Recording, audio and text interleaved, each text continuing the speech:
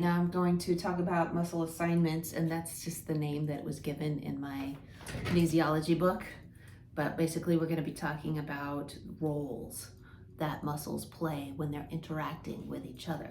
So first we have agonist, we have the antagonist,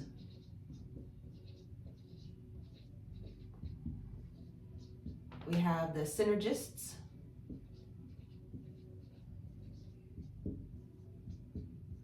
and we have the stabilizers.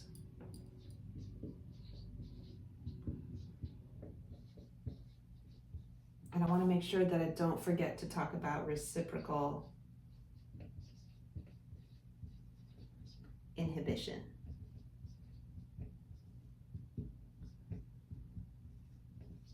Okay, agonists. Those are your prime movers.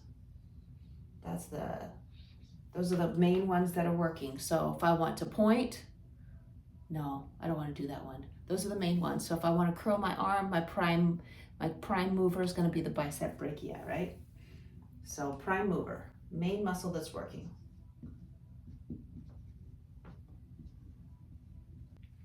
Muscle with the greatest angle of pull of movement, because you know that the fact is that our muscles don't really work alone. Rarely do they work alone. There's going to be other muscles that are helping out with any movement, but it's the main one with the greatest angle of pull. Okay. The antagonist is the opposite muscle. It's the muscle that has to release in order for the agonist to be able to work. So I'm going to write opposite muscle. What is the antagonist muscle for bicep brachii? Tricep brachii.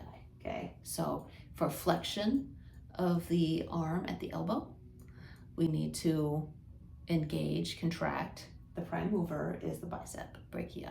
The antagonist for flexion of the arm at the elbow is going to be the tricep brachii. What did I write for that? The muscle which works in opposition to the agonist, the antagonist must relax slightly to allow movement from the agonist. Okay, so that's where I wanted to talk about reciprocal inhibition here. When our motor neurons decide to fire up the agonist to make the agonist work, it also creates an inhibition from the antagonist. If we have a muscle that's tonic, hypertonic in our bodies, then that means that the opposite muscle is going to automatically be inhibited in some way because the agonist muscle is engaged. Okay, so what else? Often when range of motion is limited, it's because the antagonist is hypertonic or adhered. On to the synergists. So synergists are muscles that work together to create a movement. So we've got like extension of the leg at the knee, quads. We've got our quad muscles. We don't just have rectus femoris creating that extension at the knee. We have also the vastus muscles that are synergists, so helpers in a movement.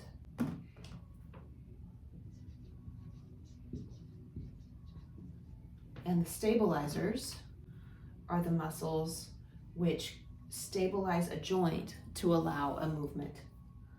Stabilizing a joint.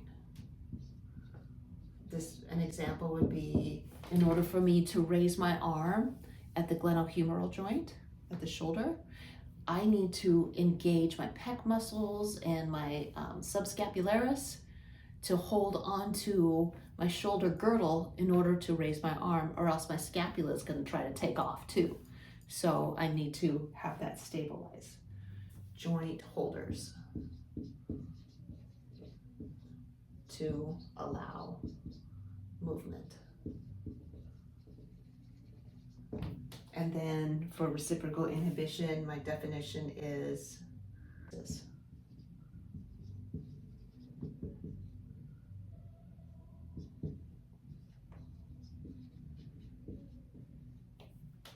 To allow movement created by agonist. Okay, let's see what our question is going to be. The MBLEx style question here. During elbow flexion, which of the following best describes the relationship between biceps brachii and the triceps? Okay, so I give lots of examples of the biceps and triceps. So which best describes the relationship between biceps and triceps? So A would be biceps brachii is the antagonist and tricep brachii is the agonist during elbow flexion. Now remember, we're gonna like do a muscle curl. Elbow flexion is the biceps the antagonist and the triceps is the agonist? I don't think that's true. So B is bicep brachii is the agonist and tricep brachii is the antagonist. That sounds kind of true. And then our two other options, both are agonists, which cannot be true, or both, and D, both are antagonists. That can't be true. In a movement, there's going to be an agonist and antagonist, or they're going to be synergists, and bicep and tricep are definitely not synergists. Types of muscle contractions. We're going to get more into the kinesiology aspect, less about the anatomy and physiology, and we're just sliding more and more into the kinesiology aspect right now. Types of muscle contractions. And it looks like we have 3 main types, and then we have a couple of subtypes. So the 3 main types are tonic contraction. We have isometric,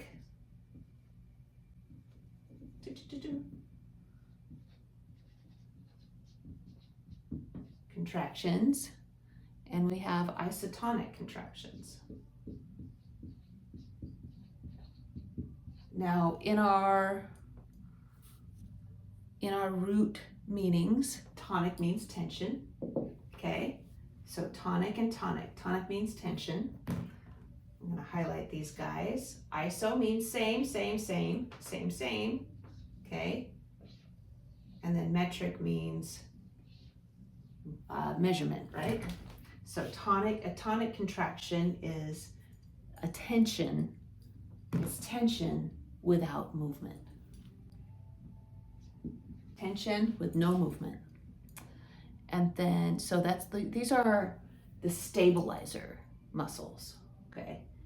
And then, so these stabilizers, isometric is something else. These stabilizers, I have some stuff I wanted to talk about with postural muscles, which are an example of the stabilizers. So they are mostly slow twitch fiber muscles. We're going to talk about slow twitch in a little bit, but basically it's like these muscles don't get tired as quickly in the in the chemical reaction. They don't run out of their calcium and ATP as quickly, so they just hold on. They hold on better, but they're more prone to being tight and overactive because they can hold on for a lot longer. They are not they're not the fast kind, so you don't need to. They're the ones that hold your body up and hold your body together. They're not the muscles for doing like the hard work. So tonic muscles. I'm also going to I'm going to include postural muscles, slow twitch, twitch, type 1. Okay, so those are like muscle types, and they're more prone to tightness.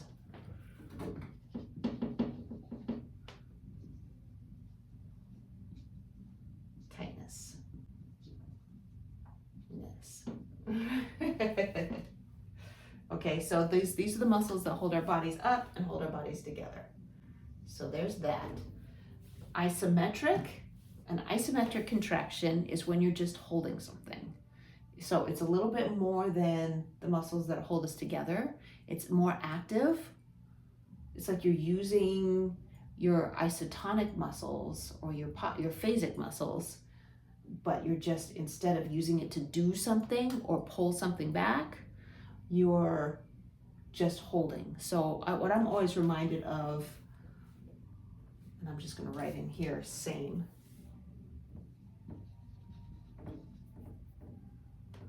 Same, iso, right? Same, which means not lengthening.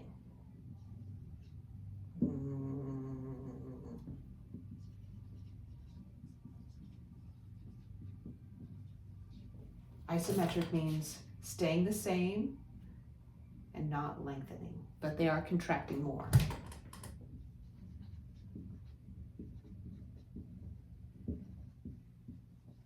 Than that guy up above, okay? All right, so there's that.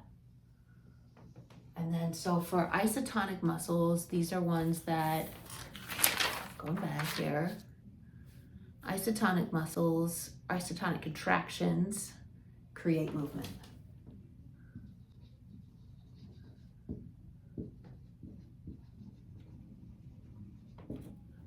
That means same tension.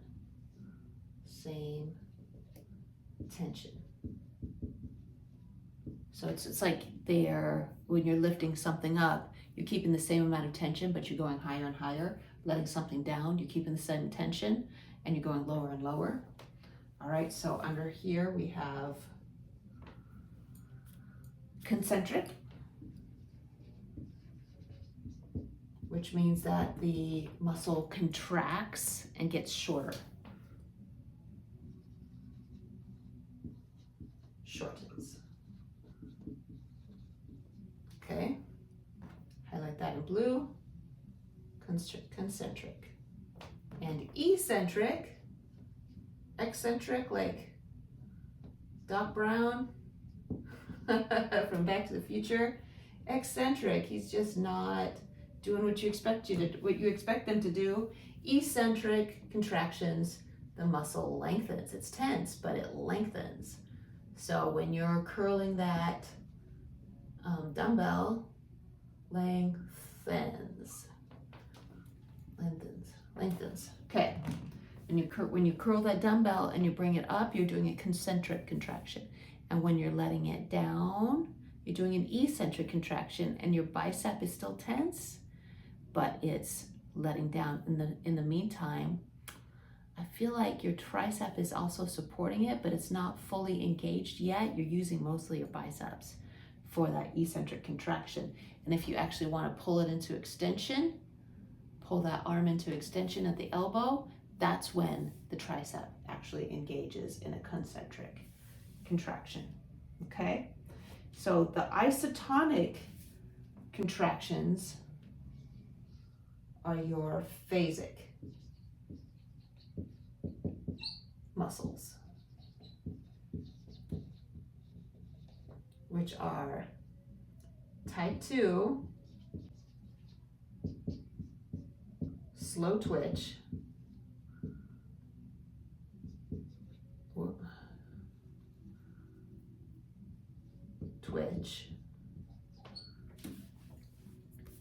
faster to engage,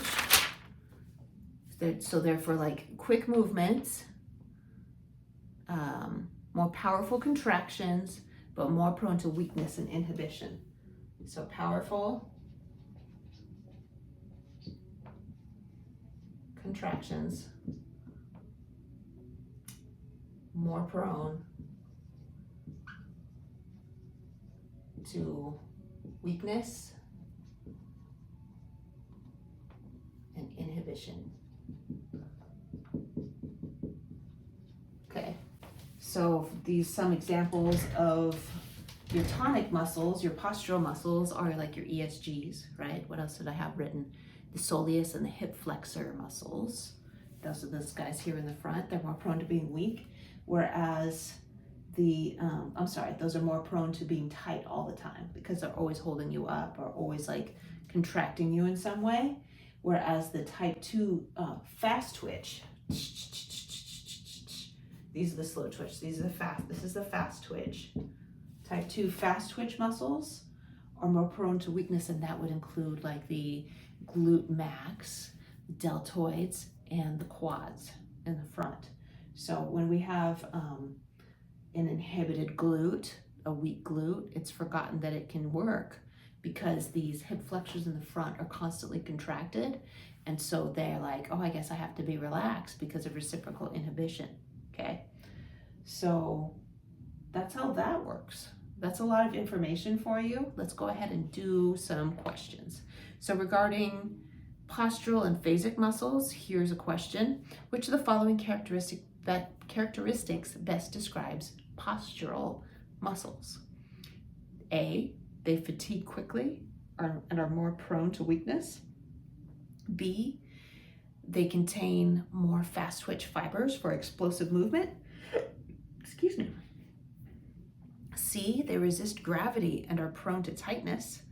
Or D, they're primarily responsible for rapid, powerful contractions. Let's go back to postural muscles. Which of the following characteristics best describes postural muscles? Remember, we talked about postural as being the tonic muscles. Slow twitch type 1. They fatigue quickly. No, they're not prone to weakness. They contain more fast twitch fibers for explosive movement. No, those are both isotonic characteristics.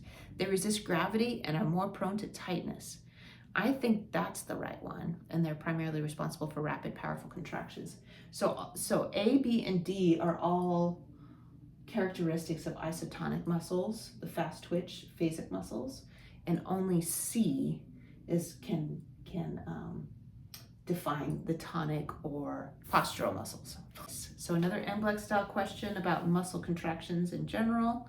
Which type of muscle contraction occurs when a muscle generates tension but doesn't change in length? I'm going to ask that again. Which type of muscle contraction occurs when a muscle generates tension but doesn't change in length? A, it's a concentric muscle contraction. B, eccentric muscle contraction. C, isometric muscle contraction. Or D, isotonic muscle contraction. So A and B are both isotonic, and D is just isotonic, right? So A and B are both types of isotonic. So those three are all the same ones. So that helps me to automatically eliminate 3 answers, okay? Doesn't change in length means iso, same, metric, length, same length. It's got to be C, isometric. Okay, that was a huge section, a lot of information. I hope you had some good notes. That was super fun. Look at this, magnetic, cool. Okay, types of levers. That's how movement happens, where our muscles, they pivot against one another. It's like a 3-dimensional thing that happens. And muscle movement is there's like a fulcrum. That's the thing, fulcrum. That's the pivot point. So that's where the movement happens. And then there's like a line, and it goes up or down. So there's the fulcrum, right? That's where things pivot. So let's say I have my little chart here, and I have a cup here. This is the fulcrum, and things pivot on the fulcrum. I guess that's the best I could do right now. Or I could use one of my pens here, right? My finger being a fulcrum, and there's the pivot, right? Okay, so there's that. We got first class, second class, and third class. We have 3 classes of levers. And most of our movements are going to be in this third class. This is a section that I had kind of a hard time wrapping my head around. So be patient with yourself trying to memorize it. I actually didn't really get this at all, and I still passed the MBLEx. So, and I still have to look at my notes to even remember. So first class lever is where the fulcrum is in the middle.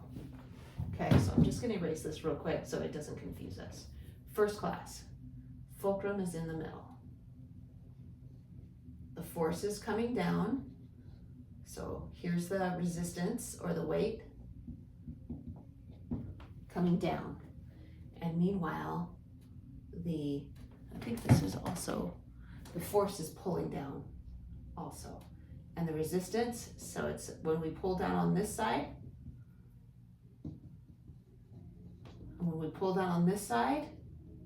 then on this fulcrum, you want it to go up, but there's going to be a resistance against it. So in this case, if in our own bodies, here's an example. We have the fulcrum being this axis, and the base of your skull, right? This little joint right here, the fulcrum being in the middle. So I've got gravity being the force coming down, and I'm using these muscles on the back of my neck to pull my head up, the fulcrum being in the middle, and it's pulling up, but gravity is pushing down. So that would be an example, right? So here's the muscle pulling down, right? And then the resistance is gravity. I think I'm doing a terrible job explaining this, but hang in there, okay? So second class is when the load is in the middle, or the weight is in the middle. What did I draw here? So we have the fulcrum being here at the end. Here's the weight. And our force is trying to lift up. So an example of that would be with when we're trying to we're trying to contract our calves. Can I get my calf up here? I don't know where you can see it. So the fulcrum in this case would be the heel. So we've got our heel that is there, and then we've also got the tendon wrapping over, and then we've got all the weight of our body pushing down. So imagine I'm standing, right? I'll probably end up having to put an image in.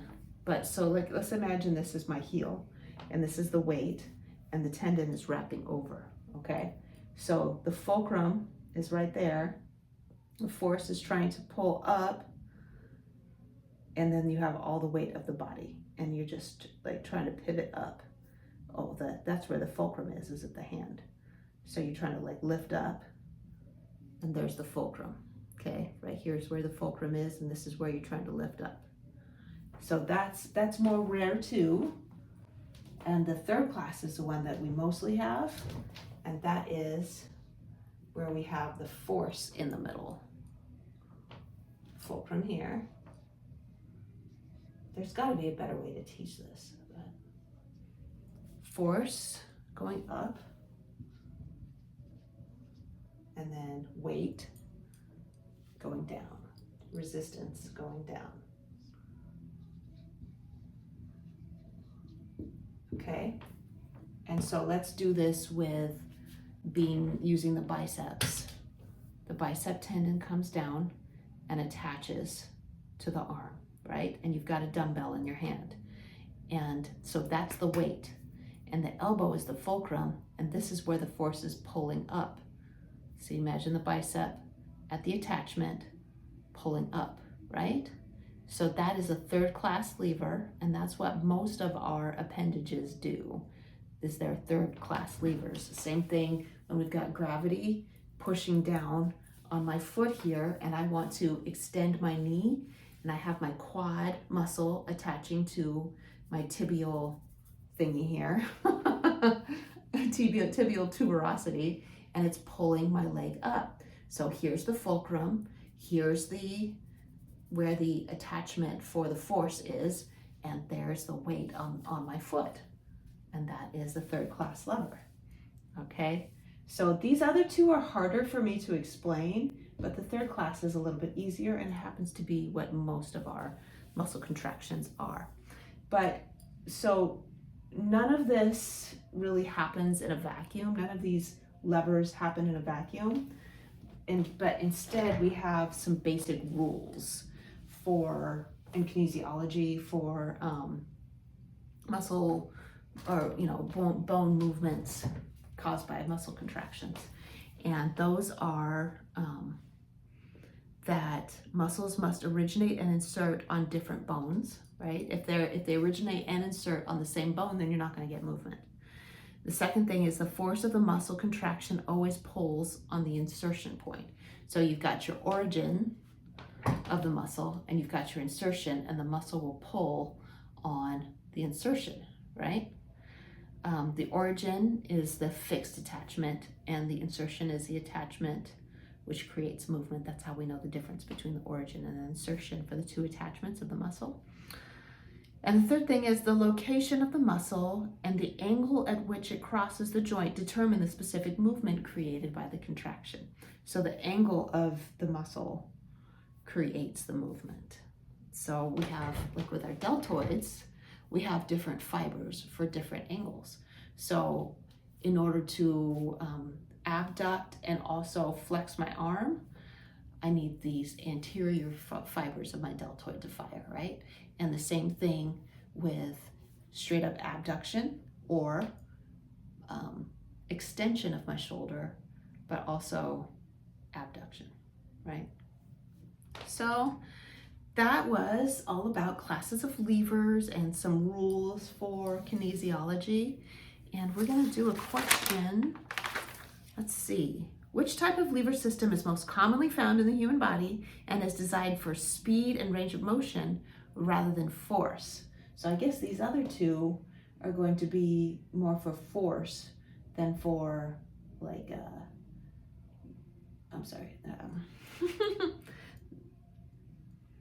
I didn't write down that they're for more force, but I guess these other two are more for force than for speed, and the third class is more for speed than force. But we already know that the lever system that's most commonly found in the body is going to be the third class lever system. So first, second, those two can't be correct. And then fourth, we don't have a fourth class when it comes to lever systems for the human body. So two other examples besides that bicep brachii of third class is the iliopsoas with hip flexion. So I'm going to stand up and show you where my iliopsoas comes down through my groin, wraps over that hip, the hip joint, right, at the pubic bone, and it attaches on the inside of my thigh. When I contract that muscle, my leg comes up because it's attached to my leg and it lifts my leg. So that's a third class lever. So, and then wrist flexion. I've got all of these wrist flexor muscles that are attached all over on the inside of my arm, and they're attached inside my hand. And when they flex, they're wrapped over this joint. This joint is the fulcrum, okay? And the force is gravity coming down on my hand. Here it goes. I'm flexing that muscle and those attachments are pulling up. Fulcrum, force, weight. That's the third class lever. All right, and I think that's it for this group of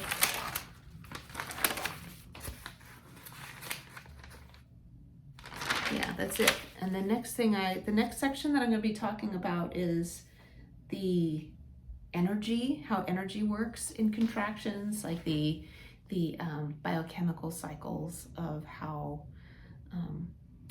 metabolism happens within muscles to create contractions. But that's going to be, I think, on the third week of our kinesiology section.